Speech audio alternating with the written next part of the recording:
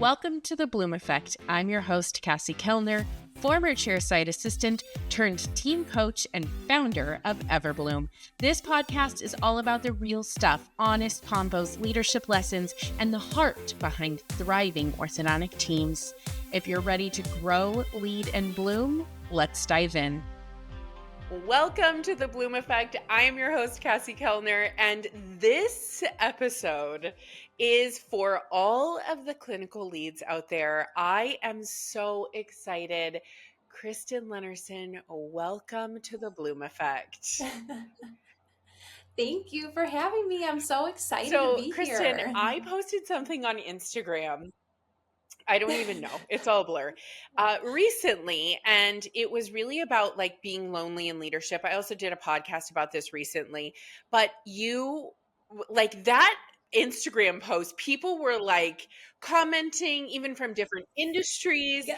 and you were like, yes, I remember I was sitting on my couch and I saw that. I was like, oh my gosh, yes. I feel this. And you were like, you wrote a comment and you're like, oh my gosh, yes, I relate to this, all the things. And so I'm super excited to dive into this with you today. And I think that all the clinical leads in the orthodontic industry are in for an absolute treat. But first, let's get started. As you know, who is Kristin? Yeah. So my name is Kristin Lennarson. I've been in the orthodontic world, oh my gosh, for almost 10 years now, which is so crazy to say because sometimes it feels like it's been just yesterday. And then sometimes it feels like 20 plus years, as I'm sure you know. Like, time flies when you're having fun. So it's so fun to kind of see where I started. And yeah, so I started back in 2016. And a little funny backstory as to how I got into ortho is I actually was a hairstylist prior for 7 years, which a lot of people don't know. No, so it's like a fun little fact that like unless somebody like asks or somehow we get on the topic, I'll throw them there like, wait, how did you get into ortho? I'm like, well, actually. So I always like sharing that with people. And at the time I was in like my early 20s, I was going through so many different life changes. I was going through like a major breakup at the time. So I was really just kind of figuring my life out, I guess you could say. And you get through like those rebel phases. I always, touch base on like, you want to like chop your hair out, change your haircut, do all these. Yeah. Well, we didn't do that. Thank God. But I hit a point where I'm like, I did those.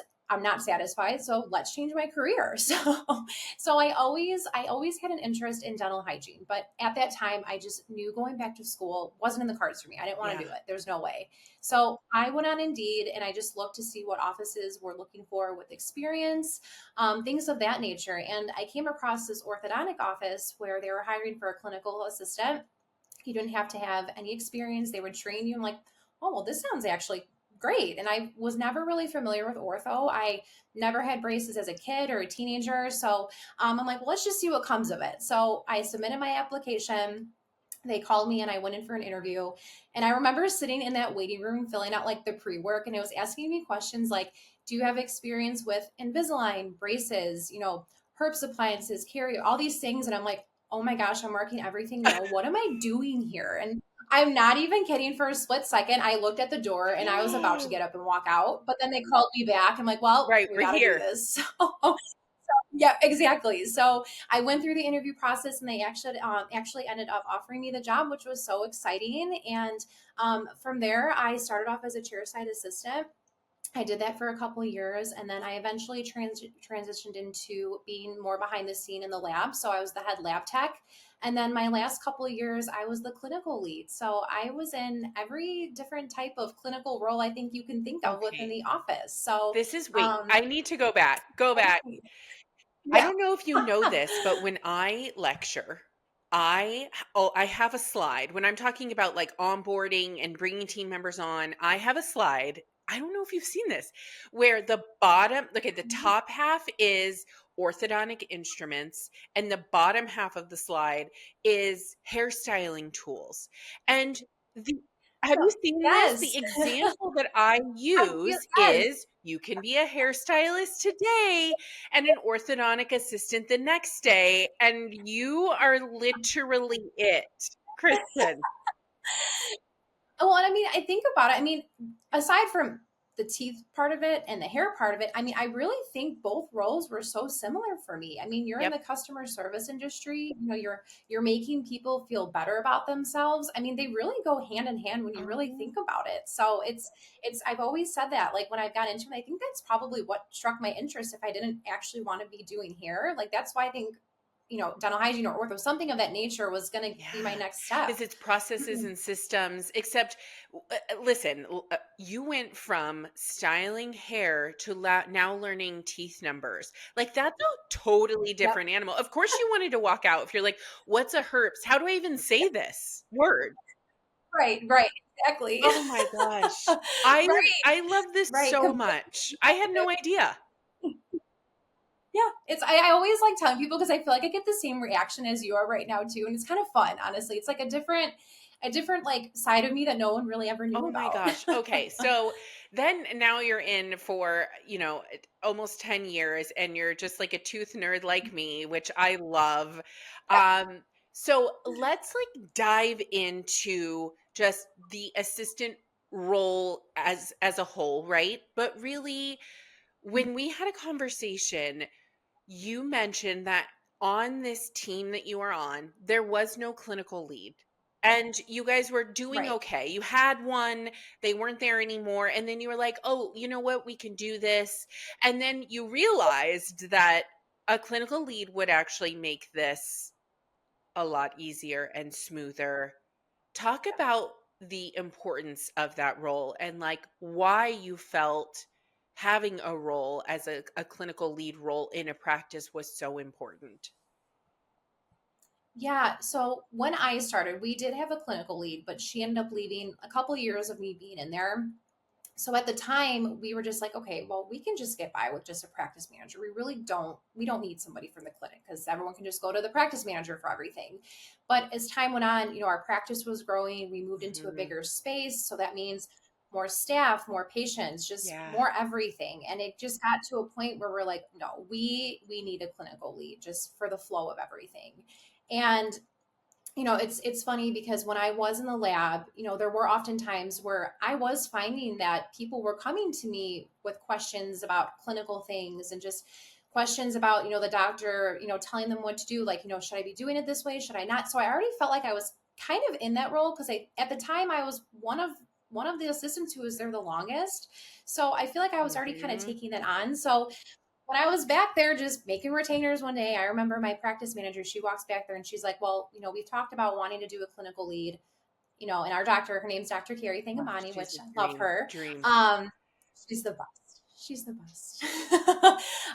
When she told me that, Dr. Carrie was really wanting me to step into that role, I was a little taken back. I was like, okay, I Right. know we've talked about this, but me, I'm like, it was like it's an honor. I'm like, thank you. Like that's like such a great thing to hear, especially from her and like from you. But for me, I just, I never thought being in a leadership role would have been like something that I would want to do. It was just Right. never a thought in my mind. But the more I kept thinking about it, like again, I was kind of already doing that stuff already. I'm like, well, if I can step away from the lab side of it and just put my full attention in being a lead, I think that's just going to make it so much easier for these clinical girls because I any practice I feel like needs to have that clinical lead, no matter what. I think either small or big, it's such a great dynamic for every team, and especially like just for your clinical team, like the girls, as you know too, sometimes it can be it can be a little nerve wracking. Like if you're in a situation, you don't want to go and ask the doctor because she's at a chair with another patient. You're afraid that they're going to get upset or maybe just Maddie, which they're not, but you don't want to disrupt them. Like we really just wanted to have that person who can just be there for the clinical girls and just give them Yeah. advice. And my biggest thing for them too is just just I don't want to say try and shape them, but like we as assistants, we doubt ourselves, Of right? course. Depending on the appointment, it could be the easiest appointment, it could be the longest appointment. It's an appointment you feel like you're never going to finish. But I feel like just being there for them to come to me for any questions and I can help guide them, it gave them that confidence too, which I think is like the number one thing that you need for your clinical team to Yeah. succeed, Yeah. honestly. There's so much independence in orthodontics than there is in any other j- d- dental industry that you do need Mhm. the person. And while I do feel that perhaps for the time that you guys didn't have a clinical lead, that your office manager was doing a great job, they're still not in the clinical position. And so I find that it's Right. really hard for them to truly answer questions, and the reality is it then falls on the orthodontist, because the orthodontist becomes Right. organically becomes the clinical lead if there is not a person Yep. in the position. Right. Right. And I think that's definitely something that we were coming across at that time without a doubt, and I think, again, we were such a busy practice and our doctor's time was Yeah. just so valuable. And we wanted to make sure that she got to every chair. She was with every patient. We're not having to drag her back to a chair for a question, and going back to the practice manager, like, I mean, some practice managers, they were a Yeah. clinical assistant, some weren't. So if you have a practice manager that doesn't really know the clinical side and like the nitty gritty, that's okay though. But that's why I definitely think that you would totally benefit from just having that clinical lead. Because, and sometimes you can think about it, it could be not a big deal, but like it makes a big deal, I feel like, in so many Oh, different ways, without a doubt. huge. And it's funny that you say this because I talk about this often. Oftentimes, people who get put in clinical leadership positions are already kind of organically doing this on their own. And Yep. then they get put into this position. So it probably wasn't a huge shock to you. Maybe the initial shock of like, oh, okay, like this is going to be the stepping stone. When this really, I've been in the lab now, really enjoying this, creating the systems from a lab perspective, but now I'm getting put into a leadership position. And it's funny, Kristen, to hear you say that you were shocked. And if I probably had the conversation with the doctor and the office manager, to them it was like, why would you be shocked? You're already kind of doing this already. That happens often where they're Right. like, "Hey, you've already taken on this leadership role without it actually being your title or position. We'd love to give it to you and give you more growth in the practice." But then there's something that happens when you become the clinical lead and you elevate into this position from being one of the team members to then going into the leadership role. There's this kind of Yep. quote unquote moment where you are one of the people. You're at the lunch table, you're having the funny conversations, you're going to happy hour, you make friends. Listen, these are big, massive teams, and they become incredibly close, as they should, right? I mean, and then all of a sudden, you may have to have uncomfortable conversations and sit across from them and have a one on one and a growth plan or a performance review, depending on what the practice is doing. How did you manage that? Like being likable, being one of the girls who's like, "Yeah, I'll go have margaritas," to then having to have conversations. How did you balance the leadership? Well, and it's funny that you say it like that too, because even though I felt like I was already doing those things, but like the second that I was given that title, it's complete Yeah. like mind shift. Like you're like, whoa, like, okay, we really are changing things up here a little bit. And like for me, I just told myself, first of all, I had to think about it for a day Good or for two. I you. couldn't just say yes right away and just roll. I had to, like, I just need some time just to make sure, because I won't lie, the number one thing that came to my mind when they asked me about it was, I just want everybody to Mhm. like me. And I've been like that my entire life. For as long as I can remember, outside of work, I've just always wanted to be that person that everybody liked. I never wanted to give someone a reason to have a problem with me or an issue. And I will say, though, obviously, getting Yes. older, I realize it's Yes. okay, though. No one's always going to agree with you and or what you say or what you do, but that's okay. That's life and work and in your private life. Like, that's just how it is. And, I think for me, I really just needed to make sure that like I couldn't obsess over that I want to be liked feeling. Because at the end of the day, I knew when I stepped into that role, I still was being true to myself and I was still being true to everybody in my office. admin clinic, like I was not going to change my persona.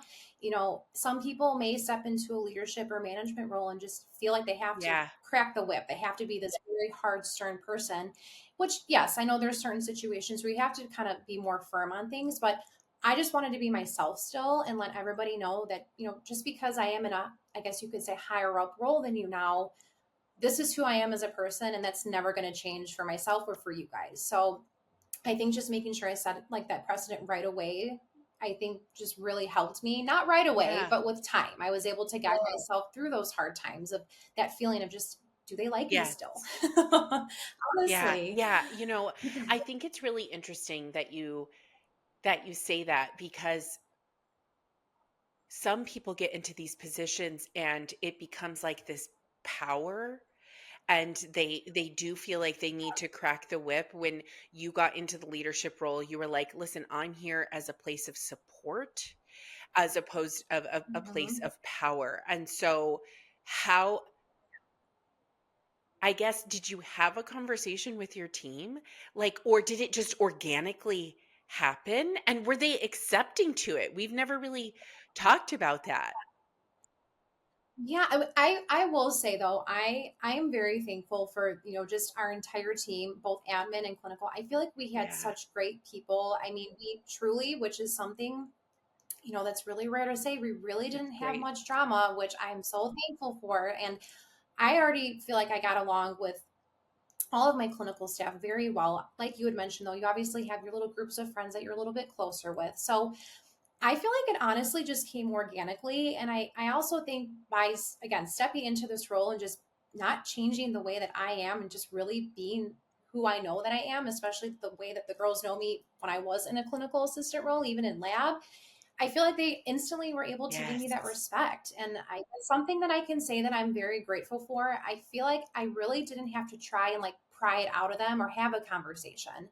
And even in my head, when I stepped into it, I'm like, we're going to Yeah. see how this goes. And honestly, it ended up shaping out Yeah. pretty well for me, I couldn't be more thankful for that, because when you have a good staff and a good team, that's what makes it that much better, honestly, in the role Absolutely. that you're in. How did you navigate, and did things shift for you where you were like, "Oh, we're going to happy hour and now I have to have an uncomfortable conversation?" Like, how, especially if admittedly you're like, I it's important for me for people to like me. I don't want to ruffle any feathers. And when you go into a leadership role, you sometimes have to compartmentalize that. You have to say, like, listen, I have to have this uncomfortable conversation even if I don't want to, because you're like my people. However, we have to do this for the better of the practice. Did you Right. have to have those conversations, and what would you say to people that are kind of in the same position as you? Yeah. And yeah, I mean, I did. I had to have them with people who were my Yeah. closer friends. And then I had to have them with the other clinical staff too, as well. And like, in my head, sometimes you would think, okay, especially if you're talking to somebody who you were a little bit closer with, this is going to be easier. But Oh that's no. honestly not No. always the case. It's harder, right? 'Cause you have to put on this, like, I don't want to say put on this face because I don't want to make it seem like I'm being fake or anything But you have towards to them. But shift your like, I mindset. Yes. you do, because, and even for them, even all the other clinical staff too, as well, like in my head too, when I had these tough conversations, whether it was a conversation that doctor wanted me to have with them, or even if it's something that I wanted to bring their attention before it got to the doctor to help, it's essentially just to help them. And I always made sure that I told them at the end of every conversation, some conversations were easier for others, but I always let them know, I don't want you to feel like I'm attacking you or telling you that you're doing something wrong and this is not how you should be doing it. I'm doing it because I want to help you so that way you feel better. That way you feel better in situations where you're finding, you're second guessing a call that you made wasn't ending up being right. But the way I look at it and the way I would tell them is, what you did, it's not wrong, because even if you make a mistake or we're doing something that we shouldn't be doing without knowing, Yeah. you're learning from it. And that's how I would try and word it to them. You have to let them know you're not just being this person like you're doing this wrong. Like you have to, I go in there with open arms and I let them know, like, this is how I want to talk about it. And I want you to know that it's a learning experience. That's how we grow, and it's going to make everybody's lives easier too. And it's not just you, and that's the thing too. I never want anybody to feel like I'm pinpointing Yeah, out certain people. Like that's not the case at all. But that's the hardest part, are those tough absolutely. Absolutely. conversations. Especially when you go from being such a close team to then having to have these Mhm. uncomfortable conversations and sitting across from your people and going like, okay, we have to have this conversation. I have found just in my clinical leadership experience too, when I use myself as an example, I feel that when Mhm. leaders in general, but I'm going to speak specifically to clinical leads, put themselves on this kind of, Mhm. even accidentally put themselves on this pedestal where they're like, you made this decision and we're going to need to talk through this. And they don't use themselves as either an example or an example that has maybe happened in their career prior. You become more human when you do things like that.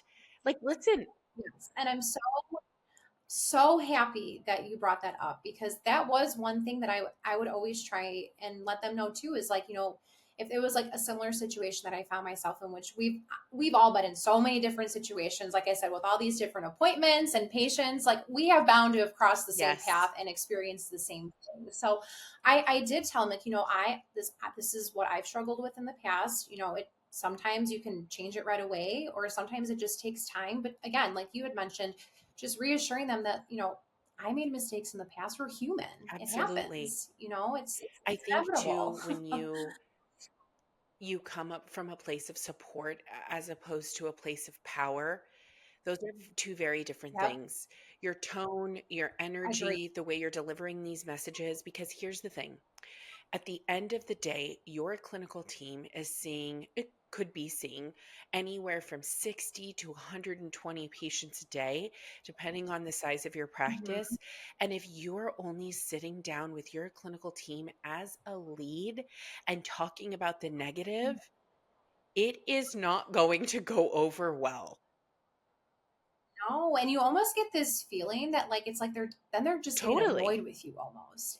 You're not trying to have it be that way, but like there are situations, like even like, and we would have like our own clinical huddle in the morning. So usually we would do a full team huddle.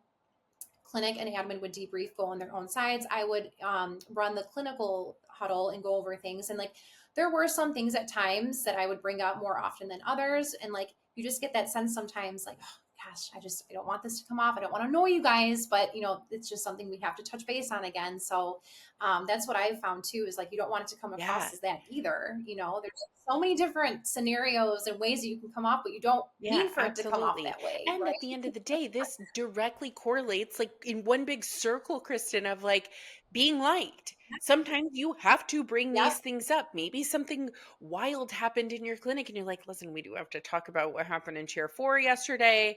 And you read the room, if people have kind of decompressed from whatever has happened in chair 4, you know this, but you do have to have these conversations and keep people accountable, and that means you have to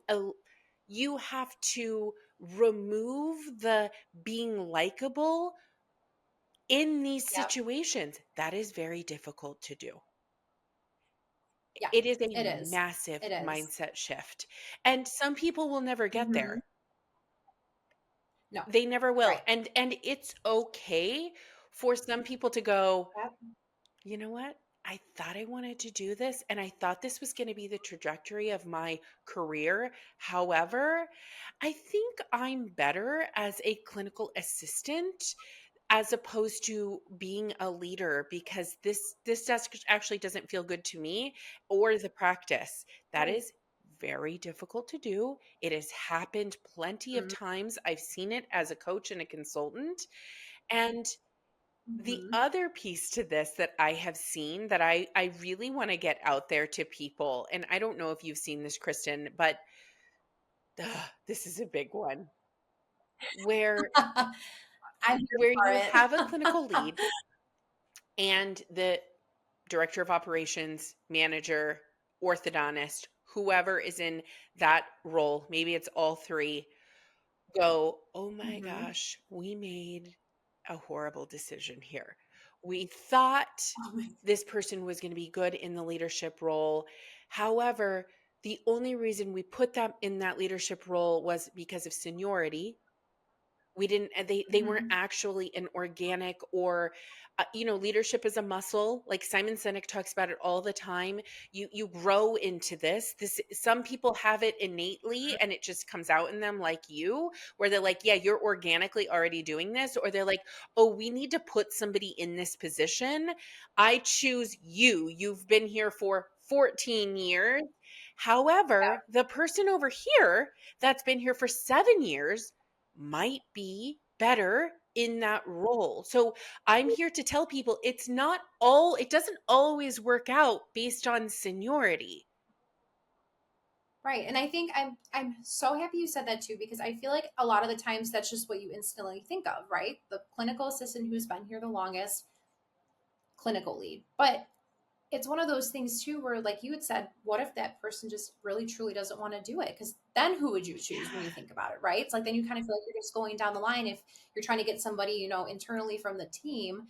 And, even for me, like, even though I felt a little hesitant about it, it was just one of those things where I had to just really, again, think about it. Like, I don't know if I want to do this, but I want to because I think obviously it's going to help me grow more. But I also kept in my mind when stepping into that, I knew that if at any point I truly did not feel like this was a good fit for me, I had to make sure that I spoke about it with my doctor, practice manager, and just being Yeah. upfront and honest. Because I feel like when you find yourself in a mindset when you're really struggling, especially when you feel like it's almost just being forced out of you, you're going to feel way worse in that role than you think you would, honestly. And even for me, I don't want to say I ever had the thought of stepping down from being in that leadership role, but I definitely had doubts a lot, Yes. a lot. And I always just had to make sure that I had to check in with myself. We all have good and bad days. That's inevitable. But also, too, being in leadership, you kind of have to step into that office with a different face or the same face, essentially.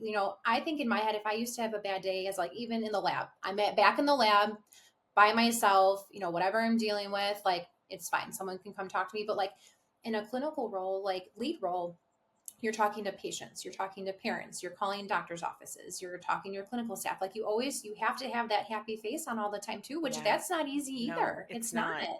It's not. Mhm. And depending on, some people will be in a clinical lead role, they're still seeing a chair full of patients. Some people don't. Like there's different types of clinical leads too. Like there's not a Yes. cookie cutter clinical lead in my opinion from doing I was No. clinical consulting for 8 years. Like it is very different based on different practices. If you have a very large practice, Yeah. perhaps you've taken that person out and they also become the Mhm. trainer. Like, or you have a clinical lead Yeah. and you have a trainer, or you have a training team where people go, hey, you're really good at bonding. Like, I'm going to have you train this, or you're really good at attachments and aligners. I'm going to have you go here and learn from this person. Like, I feel like Mhm. people get boxed into this stuff. And I think that you can make this position whatever you want in your practice. You can. You definitely can. And that comes from it as long as, like I always say, you have to just be upfront and honest about your feelings on certain situations. And even like the earlier stages, like there were times where I would be nervous to go approach doctor about Of like my course. feelings on things, but I'm like, but I have to do it because the dynamic at certain times we had to change it. I mean, there were times when I stepped into the role, like not only was I, clinical lead, but I was doing a lot of follow-ups for the doctors. I was doing a lot of behind the scene work, a lot of reports that I had to pull.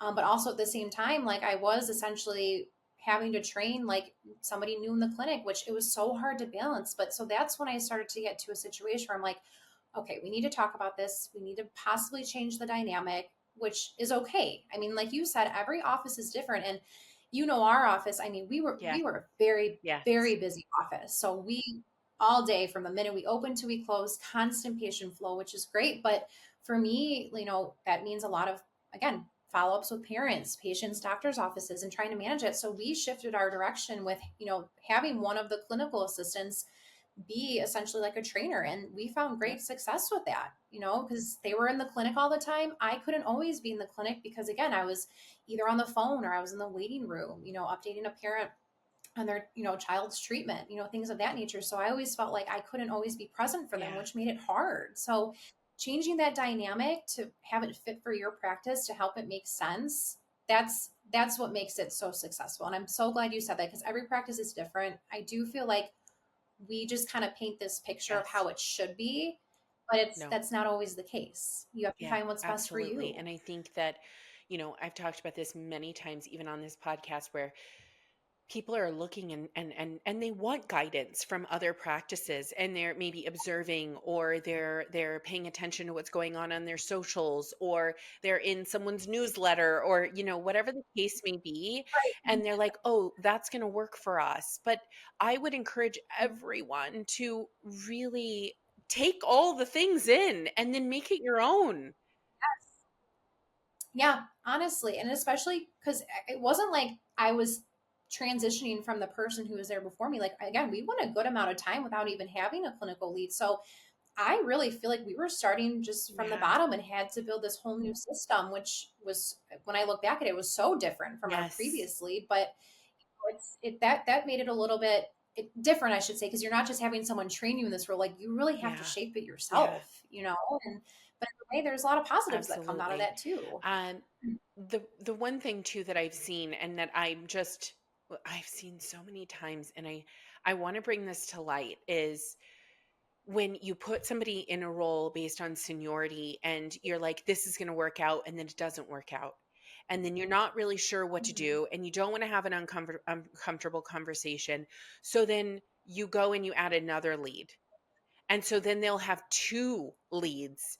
And they're like, okay, well, this person will Yeah. do this and this person will do that. And then I've seen a practice add a third lead.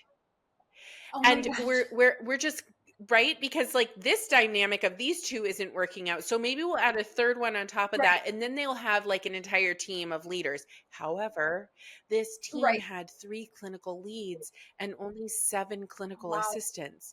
So you have almost the same amount of leads as you do assistants, because we could not have uncomfortable conversations that some of these people just weren't ready to be in that leadership role, and either they couldn't admit it, or the team couldn't admit it, or the doctor couldn't admit it and have the uncomfortable conversation. So what I will say is, Mhm. don't pile on. Don't No. pile on and No. add more. Have the conversations. No. Have the uncomfortable Mhm. conversations. It is so incredibly important that I cannot stress it enough. And no one wants to do this, because you're not alone in this, Right. Kristen. We want to be liked. Right. We are humans. People don't wake up in the morning, they're like, yes, I can't wait for this person to hate me. Like, If I met somebody, I'd be like, tell oh, me your ways. How did you get there? truly, Like, like, this is not what, like, right. the average human is not waking up and doing that. So it's Right. difficult to have uncomfortable conversations, but I am telling people right now listening to this, do it. Yeah. And it's so funny because even by you bringing up, I've truly never heard of a practice that had more than one clinical lead.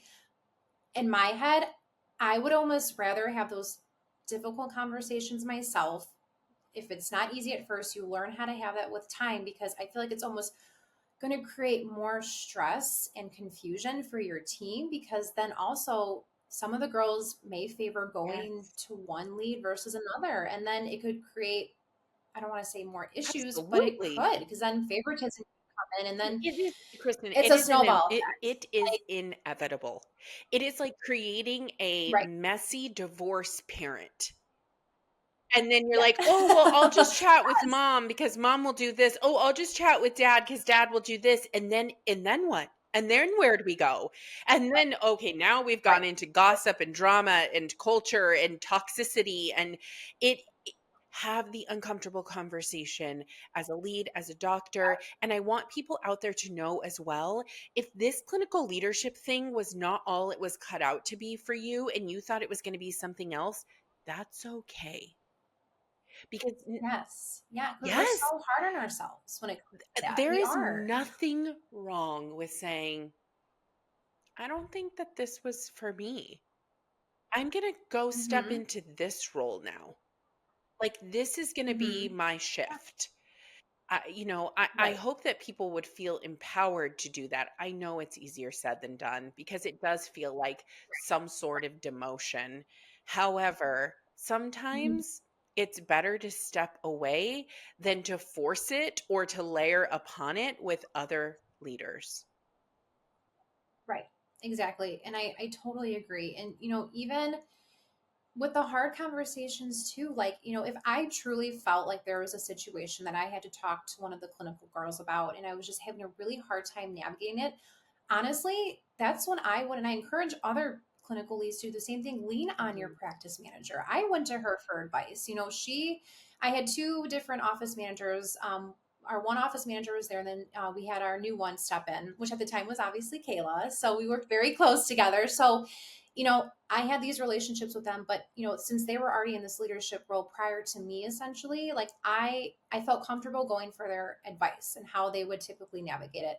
Sometimes even a conversation, if they, felt like they would let me know, if you want me to be in the conversation with you, like I'm more than happy to do that. So Yeah. sometimes I would have her, be in there just to help guide me with it. And I really feel like I was able to gain experience from that too. So it's okay to lean on your practice manager. I know in general they already have so many other things to be worrying about, but I found myself in situations where like that really was so helpful for me, and it also helped me feel like I really wasn't Yes. alone either Yes. Because at at the the same end of time. the day, leadership can be very lonely. And so if you can pull in Yep. internal support from your team, that you have a leadership team where Hmm. you can sit down and go, okay, so this happened and I need someone to help me navigate through this. It's monumental. It shifts everything for you because you get to have this conversation, you get to talk it through, and then you get to execute on whatever it is that you've made this decision on. So, being able to lean on Right. that, and for people who don't have that and maybe have the doctor, the clinical lead, and maybe don't have a practice manager, or they do have a practice manager, I would encourage people Mhm. to meet and be able to have conversations and do leadership meetings with one another so that you can talk about the things that are happening in each one of your Yep. departments so then you can come out stronger and less alone. Right. Exactly. And I mean, and we would do our leadership meetings maybe like every month or two, I would say, just to touch base on everything too as well. And again, you'd bring up certain situations, and again, like you do have a support system still, even though again you feel like you're by yourself or you feel like you're isolated. And at times Of I would course. forget that. I really would. Especially I think because in my head it's like, okay, I'm clinic lead. This is where I'm at. Doctors in her own world, seeing patients. I don't want to disrupt her. Practice manager, she's doing her own thing. And I always had that feeling like I don't want to bother anybody. But at the same time, in my head, it's No, not bothering when you're asking for help or support or how to exactly. navigate something. And I think your doctor will appreciate that more than not saying Yes. anything at all. And then all of a sudden, huge situation can happen or all these feelings that you've been keeping inside come out. And then it's just like, wait, where did this Yes. come from? Like, so Yes. so that's like my biggest Yeah. thing, Yeah. It's been honestly. building up. It becomes an explosion. And now we have Yes. so many things to clean up. Right, right. And you almost like throw them off Yes. guard Yes. in a way. Absolutely. Yeah. Kristen, Yeah. thank you Thank so you. much. This has been so incredible from one clinical lead to the next. I truly appreciate your vulnerability and talking about being likable and how lonely this can be and really stepping up into this position when sometimes it gets thrown at you and I think the power of you saying I had to really think about this. I didn't say yes right away is Mhm, incredibly powerful to be able to go home and go, mhm, okay, this is going to be a massive shift for me. And is this something I'm willing mhm, to take on and to continue that conversation with your mhm. team, your doctor? I think is such a beautiful thing. I can't thank you enough for sharing your story. Yeah, of course, thank you. And like I said too, for anybody in the ortho office, whether you're approached on being the clinical lead or it's something that you're thinking you want to do and present to your doctor, I mean, in general, you're taking a risk regardless, whether you're prepared for it or not. And all I can say is, like, especially for myself, even stepping into it, I doubted myself a little bit. But if it wasn't for taking that risk, I really truly, aside from learning from my doctors and the staff that I was with for 8 years in that office, I really truly wouldn't be where I'm at today. And I just feel like, honestly, we hear this a lot. So maybe a cliche saying, but I mean, life is Yeah. about taking risks, and you're never going to know unless you try it. And like you had mentioned too, so many times, and if it's not a good fit, that's Yes. okay. And my eyes, you're being true to yourself, you're being true to your team, your doctor, and that's really what matters at the Oh end of my the day, gosh, honestly. 100%. Kristen, thank you. Yes, of course. Thank you. Thank you for joining me on The Bloom Effect, where we keep it real, keep it growing, and always keep it team first. If today's episode sparked something for you, an idea, a shift, or just a reminder that you're not alone, take a second and share it with your team or a fellow ortho leader. Be sure to subscribe so you never miss a convo. And if you're loving the show, leave a review. It helps more practices find us and join the movement. And if you're ready to bring this kind of energy into your practice, visit discovereverbloom.com to learn more about working together. Until next time, keep leading with heart, keep building with intention, and keep blooming right where you're planted.